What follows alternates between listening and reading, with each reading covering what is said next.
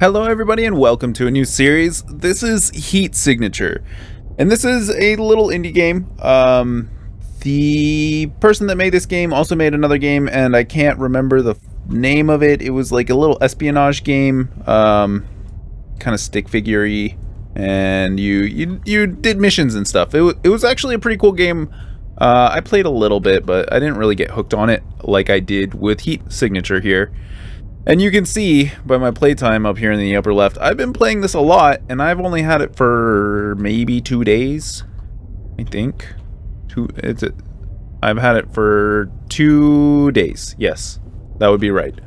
It's cheap. It's only $14.99 US in the Steam store, and it's on sale 10% off, so it's $13.49 at the moment if you really need to get that 10% off, but I don't know.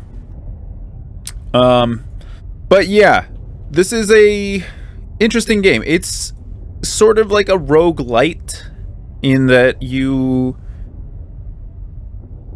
the core mechanic is a roguelike. And then there is like an overlaying mechanic where you liberate stations and unlock things that turns it into a roguelite sort of thing. But it's very fun simply because it has great music. It has a good aesthetic, at least I believe, and it I don't know, the gameplay is just really solid. Even just planning out what you're gonna do is really fun. So I'm gonna pick a guy here. This is a brand new galaxy. I won't have anything unlocked. I can't zoom out yet, so let me pick a character. I think this rechargeable swapper looks actually really good. The other one would be the rechargeable visitor. And I'll go over what these things do in a moment. I think I'm going to take the swapper though. The swapper is generally more useful.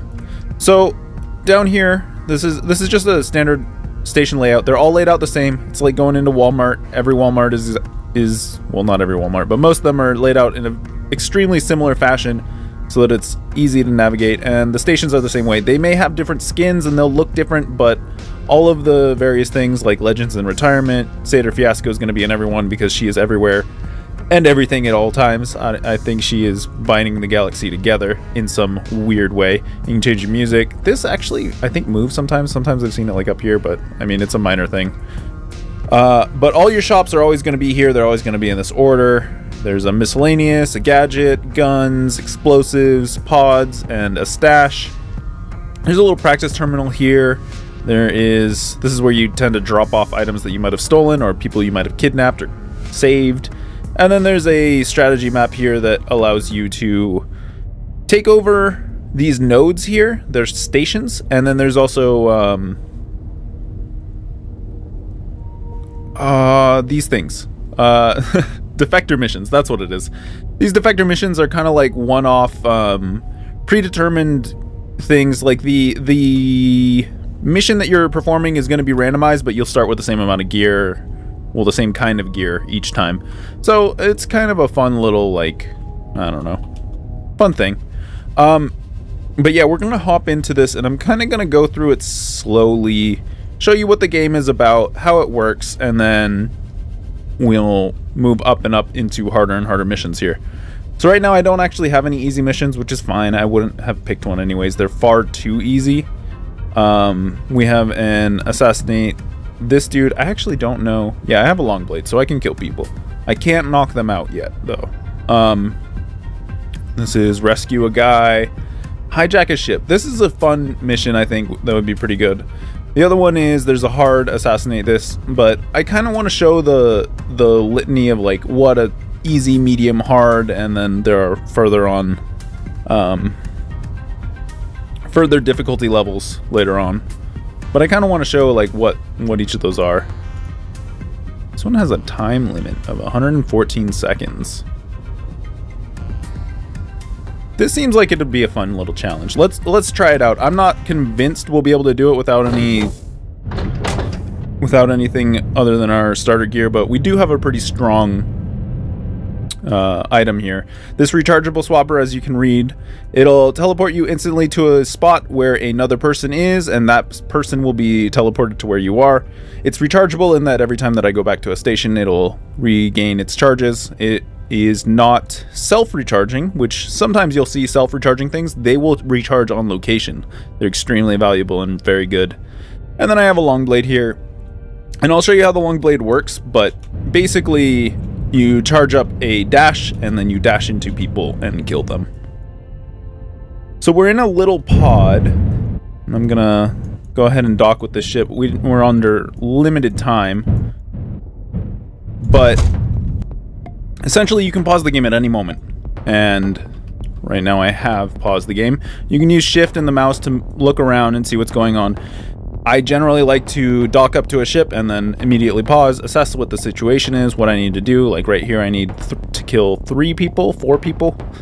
And it looks like each person has their own key card besides the captain himself. One thing I have noticed with the game is it can be kind of hard to pick out guards and stuff at times, especially when you're moving around. When you're in the paused menu, you'll see the little heap map things. But I kind of feel like they need a little bit of an aura or something around them just to pick them out a little bit easier. Sometimes you get completely surprised. You don't realize somebody's been standing there while you walk through a room, and then it kind of ruins your plan. So I think what my plan is going to be is to run up to this guy, murder him. We'll pick up his key card, which you can see the #1 key there, which will unlock this door, and then we're going to go over to this guy, murder him, pick up his key card, probably murder the captain, because that will turn off the timer. The captain is going somewhere, that's why there is a timer. And then once the captain is removed, we can leisurely take our time, come up here and kill this last guard. The guards don't have anything special on them. They don't have any shields or anything like that. It looks like they just have guns. I didn't actually read the mission brief, but it tells you all of these things so that you can prepare properly for your stuff. So you see this little arc here on the outside. That's the range of my melee weapon. As you can see, it's not quite a melee weapon. It's a little long of a range, but I think it works really well for this game because you can still get yourself into very hairy situations, especially depending on charge times and stuff like that. Like, once I use this long blade, there's going to be a little bit of a cooldown. So we're going to wait for this guy to get a little bit closer, and as you charge up a weapon, it'll slow down time, and then I can simply lock on and kill him. As you notice, there was a little bit of a exclamation point charging on him. If that exclamation point charges all the way, he'll sound the alarm, and then the whole ship goes into like a red alert mode, and they will go as quickly as possible to the nearest station generally, although some missions they have gone rogue and don't have a station to go to. On the ground here, you can see I can teleport an item to me. It shows the gun right there. This will teleport anything on the ship to me, but it has a cooldown. I don't remember what the cooldown is. I think it's 0.3 seconds, something like that. It's fairly useful. Sometimes you'll miss things on the ground, and when you go into the pause mode, you'll be like, oh, yeah, I really want that. I'm going to use that now. I think we're going to pick up his gun, actually, because the concussive gun is a non-lethal gun, and that will be useful in later missions where we are not allowed to kill people. We're going to pick that up, and then we are going to go ahead and kill this guy. I'm going to murder this guy, and now you can see the timer is gone, so now we have as much time as we want to do whatever we want. I'm going to pick up these rounds, I guess. Why not? We're going to wait for this guy to come around the corner and murder him. And that's it. We've secured the ship, and since this is a hijacking mission, we're going to fly the ship, and then we can just hit F, and it will autopilot to the nearest friendly station, which is going to be this home station here. So yeah, that's a fairly simple mission. This is a medium level mission. I think it's a kind of an easier of the medium levels, probably because I don't have a lot of gear right now. Missions will definitely scale with your gear, and I mean, the payouts aren't exactly great on the mediums and easies, and even sometimes the hards, so you will go for harder and harder missions simply to progress more and more. We've flown the ship back to our station here. We've hijacked it. We are an enigma. Nobody is living and has seen us. There were 0 alarms, so we're silent. Injuries suffered are 0, so we're unscathed. But we did kill 4 crew, and we non-target harmed 4 crew. We'll continue here. So there are different challenges, and once I unlock some stations, you'll probably be able to see a couple of them. Things like Bloodless, Ghost, Enigma. Trying to think, there are a couple more, but basically, like, Bloodless would mean that you can't kill anybody. So these concussive weapons, and there's a wrench that you can buy and or use. You can see it right here. That is also a non-lethal weapon that you can use to knock people out. Those become very valuable. There are the ghost missions. Like I said earlier, basically nobody can see you, or you can't harm anybody. The enigmas are nobody can be alive and have seen you. And I know that there are more, but I can't remember them right off the top of my head. We have a decent loadout here. I would kind of prefer to have a wrench. Very cheap, as you can see here. The wrench is very similar to the long blade. You can charge it up and use it the same way. But it just knocks people out, as I said earlier. And then there's like the gadget shop here. I could buy a Sidewinder. Sidewinders, like the teleporter rechargeable swapper, it will teleport you places, but the Sidewinder needs a path to take. It can't be blocked by a door or a wall or something like that. So each of the teleporters kind of have limitations on them that make them interesting and not overpowered. There's a couple shotguns and a quiet shotgun. There are also silenced weapons that you can get that are even better than the quiet ones. But as you can see there, quiet shots heard from this. Shots will be heard from one room away. Audible range is shown by a radius in paused mode. And you can see the radius of my other weapons here. We have a couple grenade launchers we could buy. There's a pod shop. For now we can only buy replacement pods, but we can unlock more later. There's special ones like stealthy ones, or ones that make it easier to catch people in space, which I will show you probably in the next mission, catching people from space. Oh, we have a hard here. Alarm response time of 43 seconds. That's fair. There's a lot of sentry guns. It's a war zone. My only concern is, yeah, the bosses have emergency shields, so I need to sneak up on the bosses, but I think we can actually do this. It's a medium-sized off-world security ship, and as you see this portrait here, Fiasco's kind of like the old dog of the universe, I guess. The person that's been around for a long time and kind of has their hands in a little bit of everything. She is trying to do a little bit of a revolution and end a constant war that's been going on in this sector. As you can see, there are multiple factions. There's the off-world down here, the foundry up here, the glitchers here, and the sovereign up here. This is a randomized map. It's different for every universe that you generate, so this is completely different than the last game that I played. In the last game, the sovereign was like down here, and I think the glitchers were in this area and whatnot. It doesn't really matter. It's all randomized. That's all you really need to know. I think we should check this one out. It pays decent for a hard mission. It's not ideal. Sometimes they can get up to like 50s, but that's usually with special stipulations in the contracts. I think we'll give this one a go. I don't know how successful we'll be, but I think the major caveat of that mission was that it is in a war zone, which means that that ship is going to be bombarded by missiles and falling apart as we're trying to finish our mission. And our mission is to capture somebody, so this is actually going to be pretty difficult, but we might be able to get it done, depending on how quickly we can get to our target. Here we go. We're going to brake once we come up to the ship. And I am still not very good at navigating the ships, but you get better as you continue playing. It's not a major part of the game, but there are certain ships that have sensor fields and whatnot.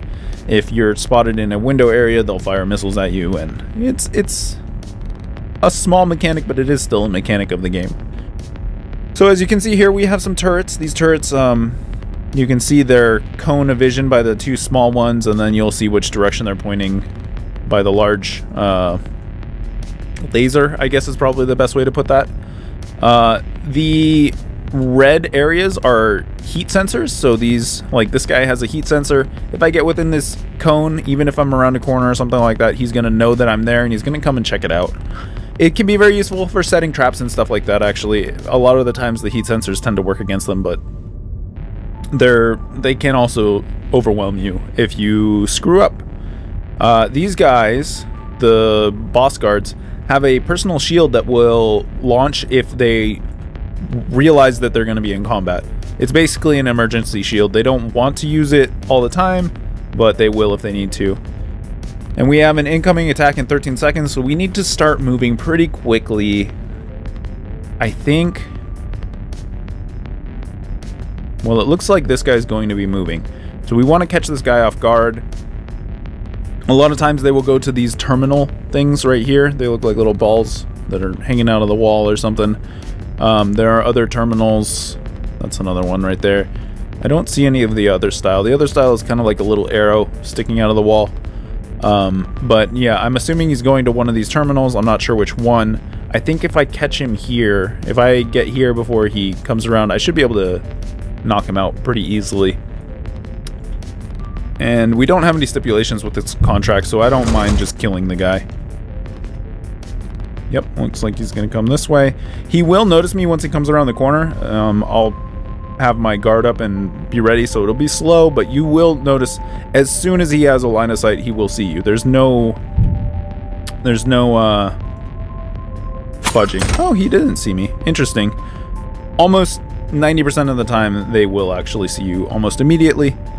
So we have that key card. We need to get to this guy, which means we need at least a level 2 key card. Yeah, so we need to take care of this boss, which should not be difficult.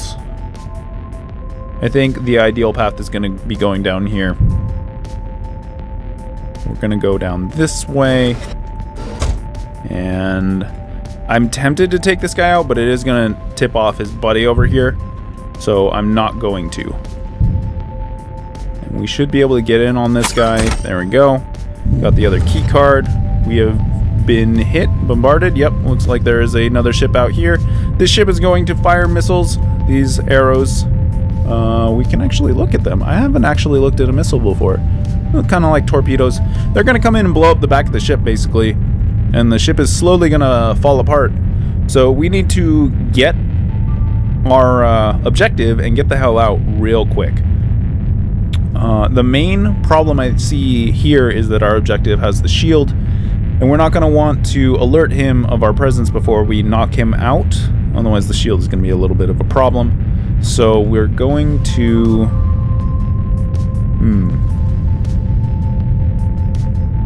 I'm considering doing a swapper.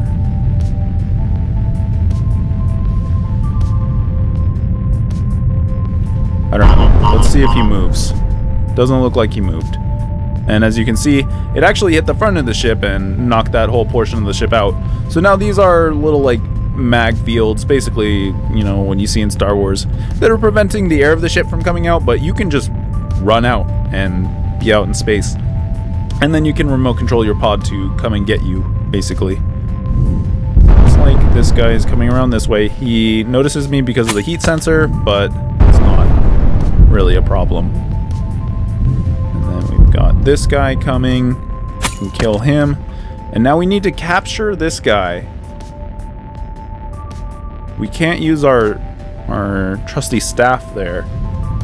But the problem is we have to worry about this turret. And also we don't want him being alerted to our presence. So I think this turret's going to knock me out. Oh, no. I didn't get knocked out by the turret, luckily. So we have this guy.